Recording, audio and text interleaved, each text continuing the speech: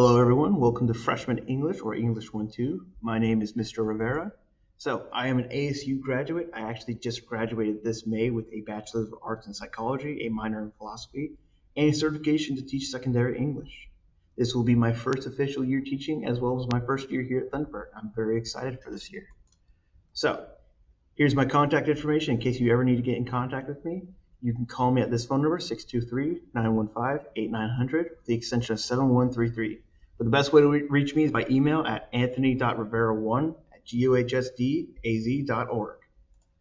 So I do have office hour, which is a time for you to send your students in case they are ever in need of help for any work or to catch up. I'm here from 2:35 to 3:30 every day, with the exception of days that I have meetings. I'm also here Wednesday mornings from 8:30 to 8:55 for EOP, so send them in if they ever need help. So here's my bell schedule. Now, for my freshman class, I only have one freshman class at fourth period, which is 11:05 to 12 p.m. or 11:35 to 12:20 on Wednesdays. So English 1-2, the primary focus of English 1-2 is to develop and improve and refine writing skills, particularly through strengthening literacy, which is analysis skills, and improve critical thinking, which I believe is the most important skill in life, which is the ability to more or less think independently and come to your own logical conclusions based on prior experience and knowledge. The way that we build up these skills is through literature that we have designed a new curriculum for this year.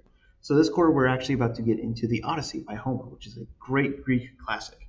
And next quarter, we'll be reading Night by Elie Wiesel, which is a wonderfully tragic story of the concentration camps in World War II. Then we'll be moving on to our performance-based assessment in the third quarter with explanatory writing, which will be kind of more or less a final for the students for the district, which is to gauge their writing skills for this year. And finally, we'll end off the last quarter with a yet-to-be cited play by William Shakespeare. If I have anything to say on it, it'll be Hamlet. Now, here's my grading policy. For project essays and writing assignments, they are worth 35% of the grade. Tests and quizzes are 20%. Homework and classwork is worth 35%, and course assessment is worth 10%.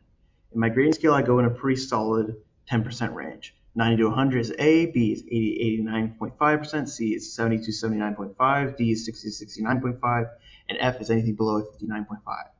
Now, if you notice those little gaps with those 0.5s, if your student has that 0.5 or higher, I will help them out and boost them up to the next grade. But I can only help them out if they have that 0.5.